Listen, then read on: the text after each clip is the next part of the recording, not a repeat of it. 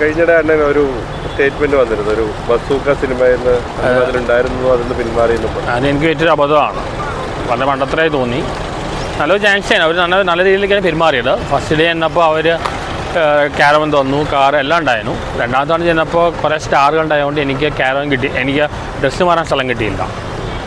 പിന്നെ ഫുഡ് ചോദിച്ചപ്പോൾ അവർ ഫുഡും കിട്ടിയില്ല, റെമ്യൂണറേഷൻ ആയിട്ടും പറഞ്ഞില്ല. അതുകൊണ്ടാണ് ഇറങ്ങിയത്, അതുകൊണ്ടാണ് പിന്നെ വാങ്ങി. പക്ഷേ ഇപ്പോൾ അത് പണ്ടത്രേ തോന്നുന്നു, അതിങ്ങനെ ചാൻസ് കിട്ടില്ല. അവർ ബാക്കി ഡയറക്ടറിൽ നല്ല രീതിയിൽ സംസാരിച്ചത്, ഡയറക്ടറായാലും ആ ക്രൂ മൂവിനെ നല്ല രീതിയിൽ പെരുമാറിയത്. ഫസ്റ്റ് ദിവസം നല്ലതായിരുന്നു, സിദ്ധാർത്ഥ് ഭരതനും ഗൗതം മേനോനും അപ്പോൾ ചെയ്യുന്നതല്ലായിരുന്നു. അത് മമ്മൂക്കയുടെ പടം, ഒരു ഡ്രീം സ്റ്റാർട്ടിങ് ഒക്കെയാണ്. ഒന്നുമില്ലെങ്കിൽ എപ്പോഴെങ്കിലും ഒരു സിനിമയിൽ അഭിനയിച്ചെന്ന് പറയാമായിരുന്നു. അതെ, മമ്മൂക്കയുടെ കൂടെ ഒരു സ്ക്രീൻ പ്ലേസ് പുള്ളിയുടെ സ്ക്രീൻ പ്ലേസ് ഇല്ല, സിദ്ധാർത്ഥ് ഭരതൻ്റെയും അദ്ദേഹത്തിന്റെ സിനിമയിൽ അഭിനയിക്കാൻ വലിയ കാര്യം. ഒരുപാട് പേര് സിനിമ മൂവികളിൽ ഒരുപാട് സ്വപ്നം കണ്ട് നടക്കുന്നതാണ്. ഞാനിപ്പോൾ അത് മാർക്കാനായി എനിക്ക് പറ്റിയൊരു അബദ്ധമാണ്, മണ്ടത്തരമാണ്. അത് അന്ന് നിൽക്കാമായിരുന്നു. നമ്മൾ ആ സമയത്ത് ഒരു മൂഡ് ഔട്ടായിരുന്നു, അങ്ങനെ ഇറങ്ങിപ്പോയതാണ്. ഒരുപാട് വിളിക്കുകയും ചെയ്തു. അവരെല്ലാം ഇനി നടക്കും തോന്നുന്നില്ല, അവർ റീഷൂട്ട് ചെയ്തെന്ന് തോന്നുന്നു. അവരൊരു ആരോട് പറയരുതെന്നാണ് പറഞ്ഞാൽ, ഒരു സർപ്രൈസ് എൻട്രിയാണ്, ആരോട് പറയേണ്ടതെന്ന് പറഞ്ഞാണ്. എനിക്ക് പറ്റിയൊരു അബദ്ധമാണ്. കാരണം ചിന്തിക്കുമ്പോൾ നിരാശകരമാണ്.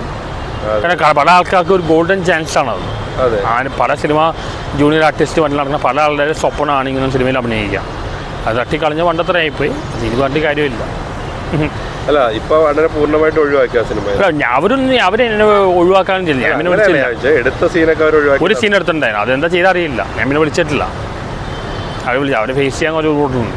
പക്ഷെ അവർ നല്ല രീതിയിൽ പെരുമാറിയത്. പിന്നെ ആരുടെ ഭാഗത്താണ് മോശം? ആരും അവർ റൂം ഡ്രസ്സ് മാറാൻ സ്ഥലം തന്നില്ല, ഡ്രസ്സ് പറ്റിയ പബ്ലിക്കായിട്ട് ഡ്രസ്സ് മാറാൻ പറഞ്ഞപ്പോഴാണ് പ്രശ്നമായത്. മറ്റേ ഏതെങ്കിലും ഒരു ക്യാരവനിൽ ടോയ്ലറ്റിൽ എവിടെയെങ്കിലും ഡ്രസ്സ് മാറാമായിരുന്നു, അതുപോലെ അവർ ചെയ്തു തന്നില്ല. പിന്നെ ഫുഡിൻ്റെ കാര്യം പറഞ്ഞപ്പോൾ ഞാൻ കാശ് കൊടുത്ത് ഞാൻ ഫുഡ് കഴിക്കേണ്ടി പോകുന്നു. ഫസ്റ്റ് ദിവസം ഭയങ്കര നല്ലതായിരുന്നു, ക്യാരവൻ ഉണ്ടായിരുന്നു, കാറുണ്ടായിരുന്നു, എല്ലാം നല്ലതായിരുന്നു. പക്ഷേ ഇത് വന്നപ്പോഴേക്ക് ബാബു ആൻഡ് അങ്ങനെ വേറെ കുറേ ആക്ടേഴ്സ് വന്നുകൊണ്ട് അവർക്ക് സ്പേസ് ഇല്ലായിരുന്നു. അപ്പോൾ അവരും മര്യാദയ്ക്കാണ് പെരുമാറിയത്, നല്ല രീതിയിലേക്ക് പെരുമാറിയത്. നമുക്ക് അറിഞ്ഞൊന്നും അറിയില്ല, ന്യൂസായി മാറി.